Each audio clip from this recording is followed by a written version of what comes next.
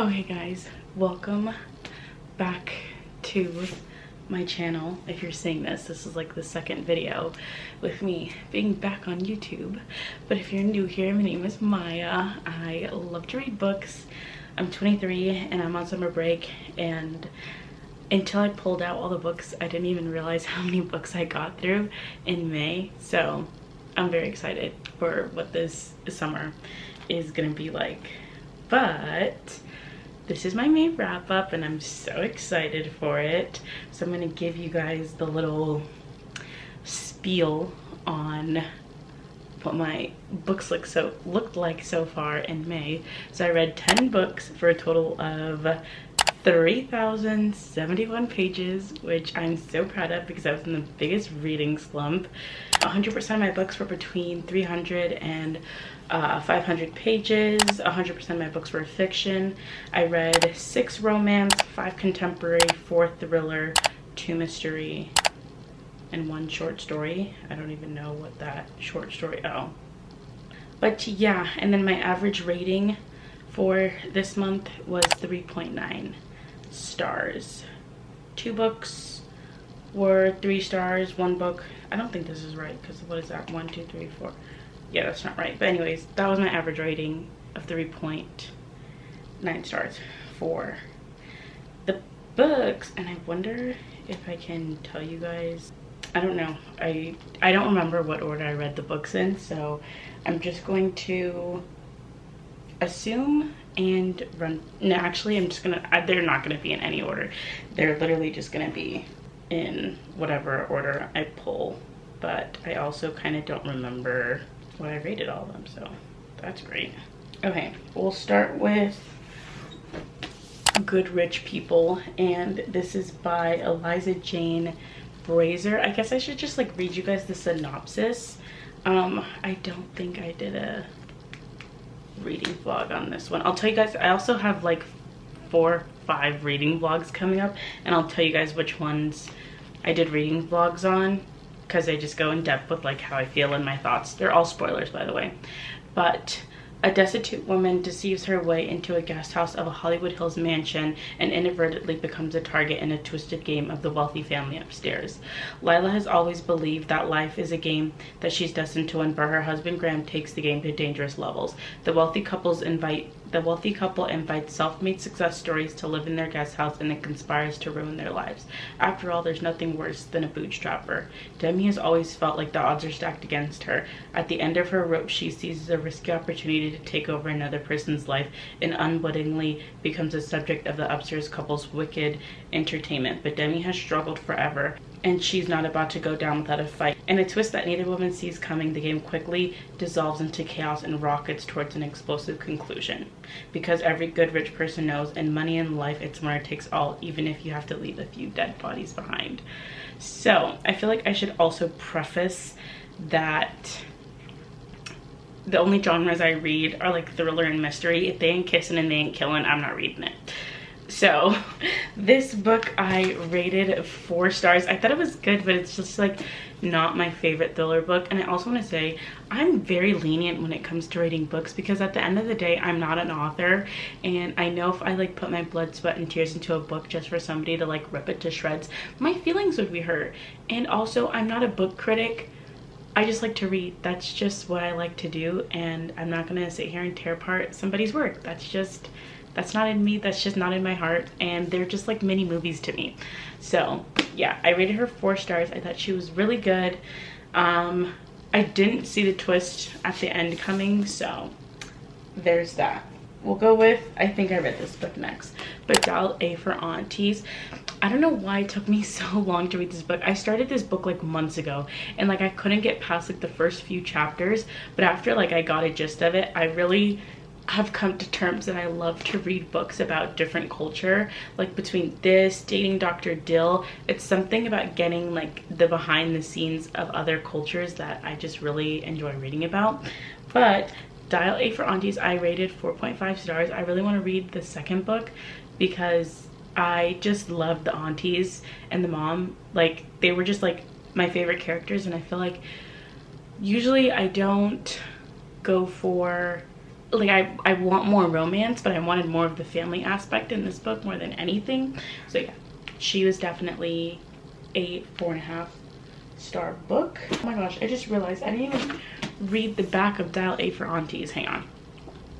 What happens when you mix one accidental murder with 2,000 wedding guests and then toss in a possible curse on 3 generations of immigrant Chinese Indonesian family when 4 meddling Asian aunties come to the rescue? When Madeline Chan ends up accidentally killing her blind date, her meddlesome mother calls for even more meddlesome aunties to help get rid of the body. Unfortunately, a dead body proves to be a lot more challenging to dispose of than one might anticipate, especially when it's inadvertently shipped to the cake cooler to the over-the-top billionaire wedding that Mai'a, her ma, and aunties are working in an island resort on California coast. It's the biggest job yet for her family's wedding. Don't leave your big day to chance, leave it to the chance. And nothing, not even an unsavory corpse, will get in the way of their auntie's perfect buttercream flowers. But the things go from inconvenient to downright torturous when Mai'a's great college love and biggest heartbreak make a surprise appearance amid the wedding chaos. Is it possible to escape murder charges, charm her ex back into her life, and pull off a stunning wedding all in one weekend? So yeah, I forgot. There's that. And then we'll go with the first book that I did a reading vlog on, which was Book Lovers by Miss Emily Henry, and she was a 5 out of 5-star book. Like, the amount of annotation that I did with this book, I love this book so much. And like, I was not a fan. I think it was People We Meet on Vacation. I just wasn't, it was very slow to me and I didn't like it. But this book, I'm pretty sure, I think I cried during this book. I'm not even gonna lie to you, but I thought that it was amazing. But now on to the Book Lovers summary. One summer, 2 rivals, a plot twist they didn't see coming. Nora Stephen's life is books. When she reads them all, she's not that type of heroine, not the plucky one, not the laid-back dream girl, and especially not the sweetheart. In fact, the only people Nora is a heroine for are her clients, for whom she lands enormous deals in cutthroat literary agents, and her beloved little sister Libby, which is why she agrees to go to Sunshine Falls, North Carolina for the month of August, when Libby begs for her sister's trip away. With visions of a small town transformation for Nora, who she's convinced needs to become the heroine of her own story.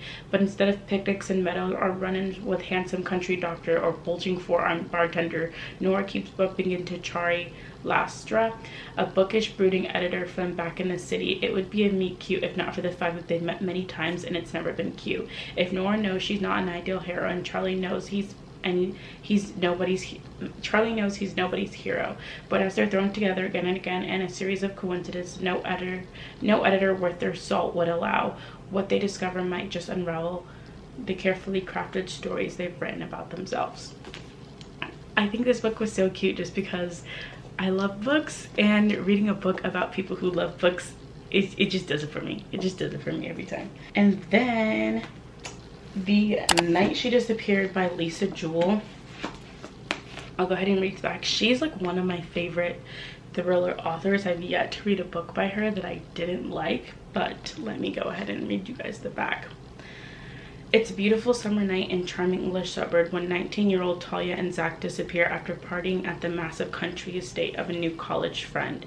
1 year after the case runs cold, a writer moves into the cottage on the edge of the woods that borders the same estate where the couple disappears. Known locally as the dark place, the dense forest is her favorite area for long walks. It's on one such stroll that she stumbles upon a mystery note that simply reads, "Dig here."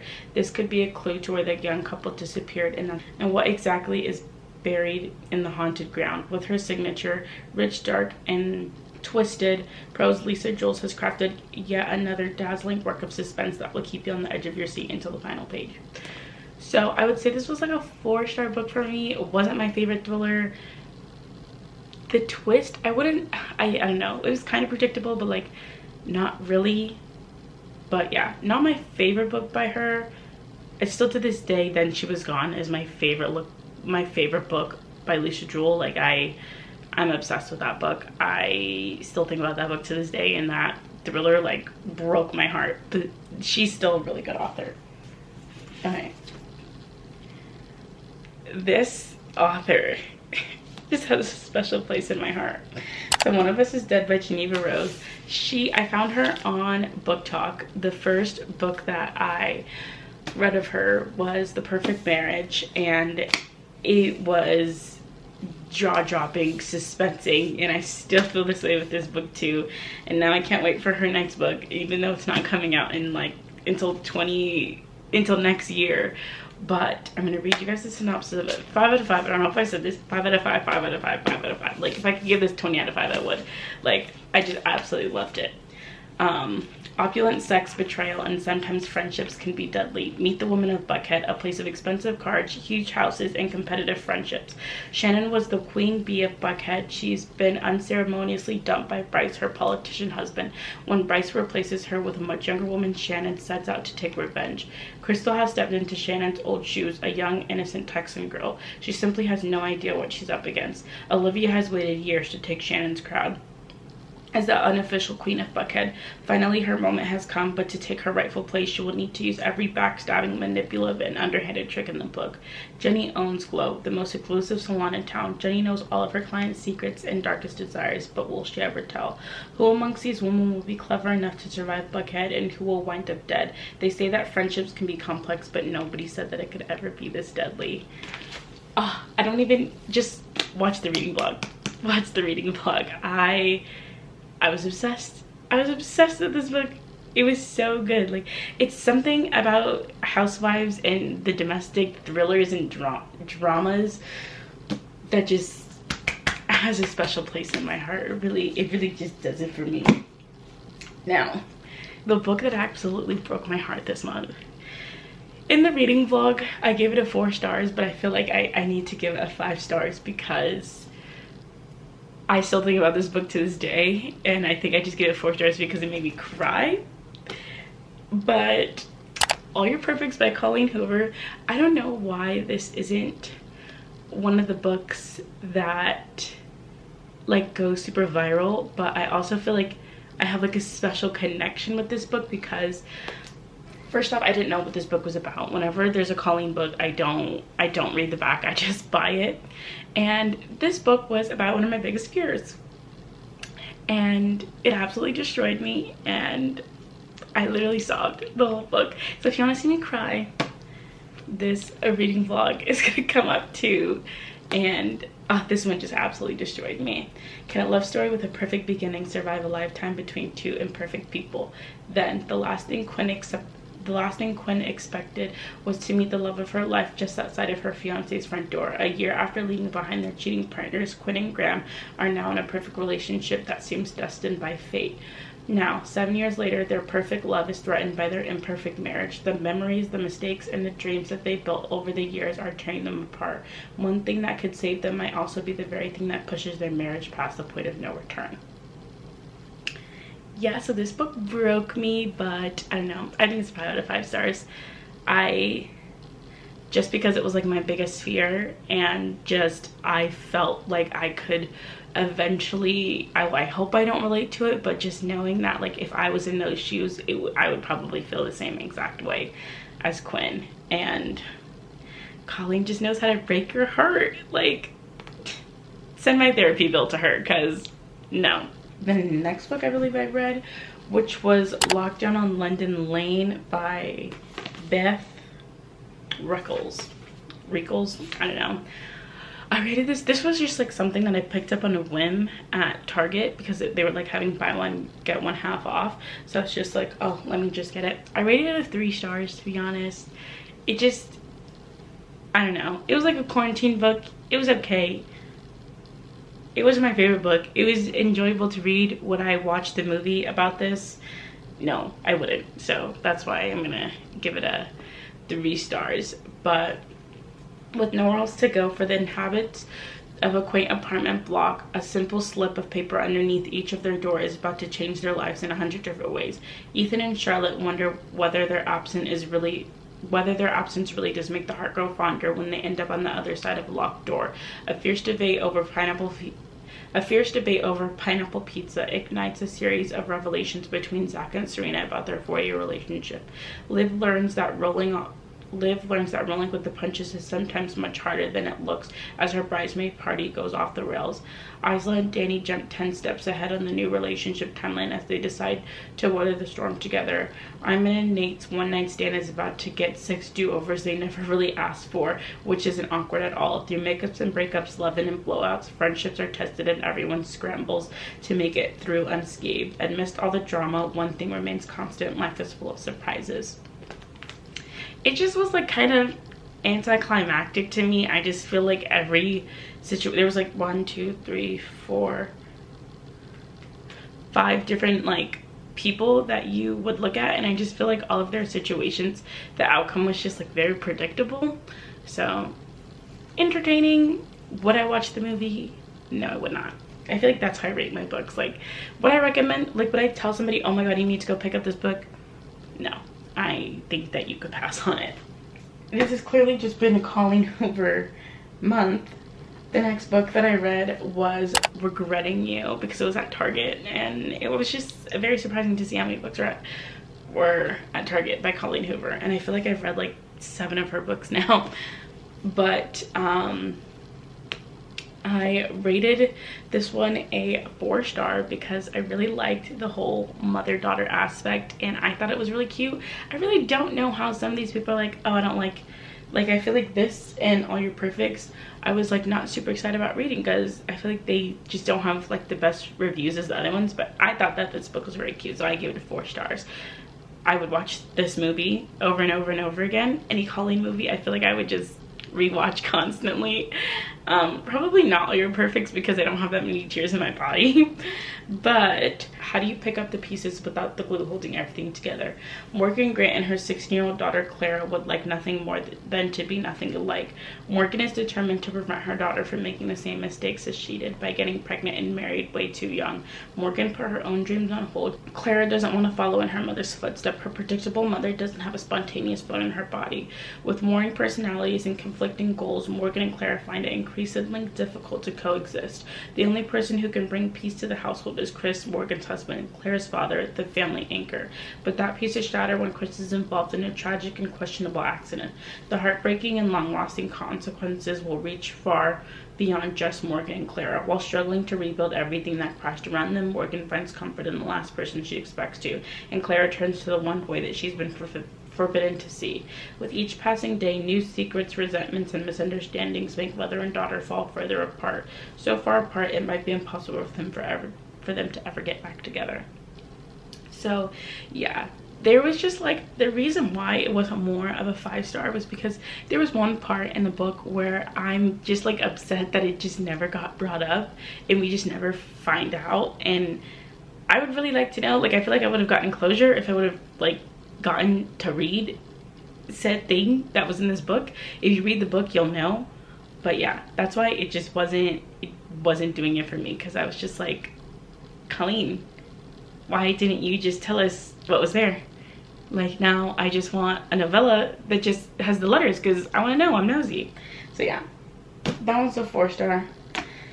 Then Layla by Miss Colleen Hoover. I told you it was a Colleen month. I want to say not the one to, I feel like I have just stopped annotating because I just like get too into the books and I just don't want to stop to like write everything out. But I want to say I rated her like a 3.7, 4 stars. Like, it was definitely, okay, the beginning just scared me so much. Like, and I'm not the type to get scared. Like, I will literally watch a scary movie by myself. But when it comes to reading books and being like super quiet, I was just like, I just kept looking around my room and I kept feeling like I was seeing stuff. And it was just making me really uncomfy. And it's the first book that like I wanted to keep reading, but I physically had to put down because I was literally terrifying myself. And it's also that my roommate wasn't here, so I was like, no. And this book is like based off of like paranormal, and it was just really scaring me.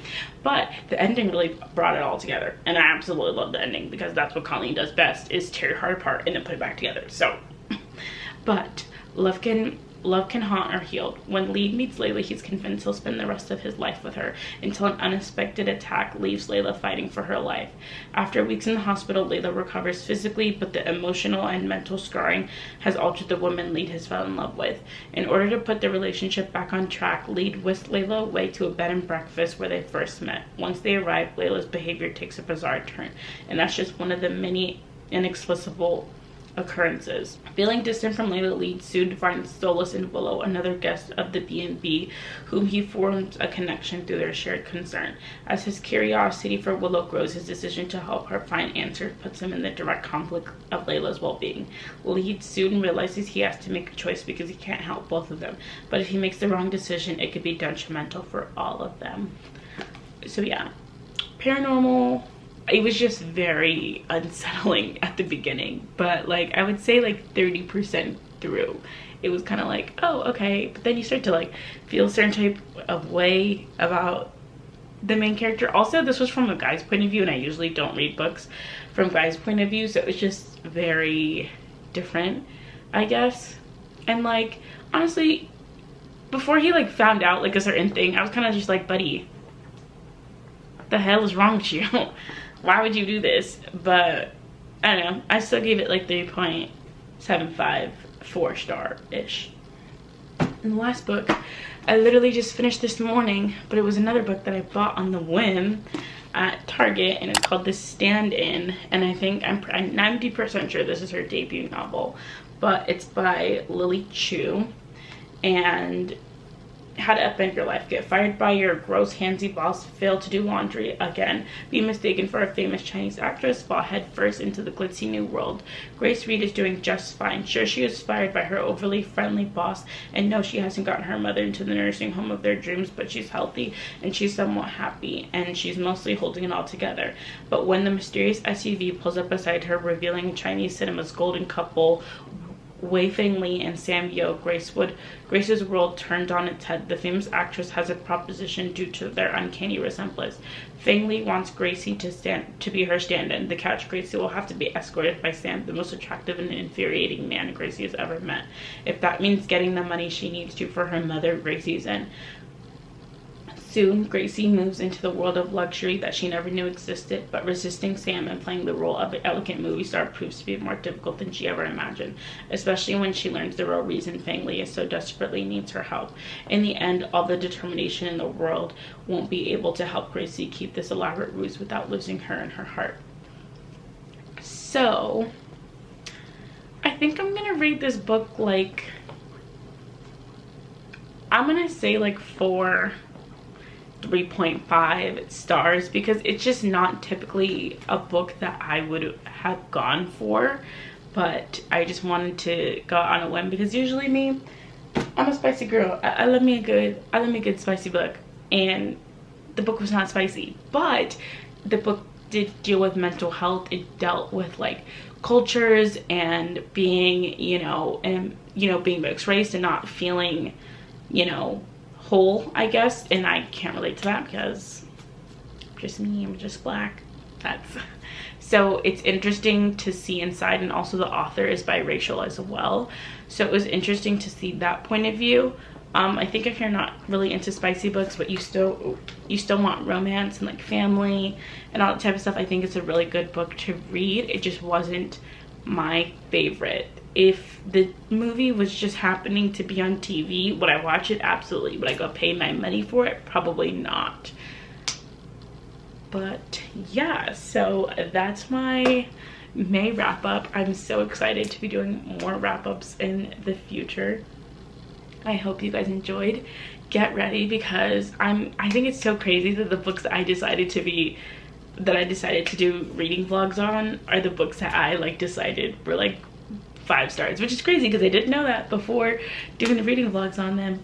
But yes, I hope you guys enjoyed, and I can't wait to see you guys for the next video. It will be a book shopping video with my new roommate, and then after that it's gonna be, I'm just gonna give you guys what's coming up for the channel. But last video that you saw was me coming back to YouTube.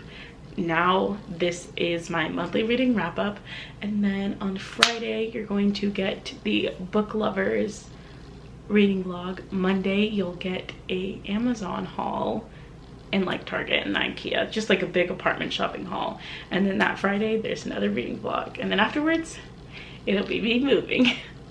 So I hope you guys enjoyed, and I will see you guys in the next few videos.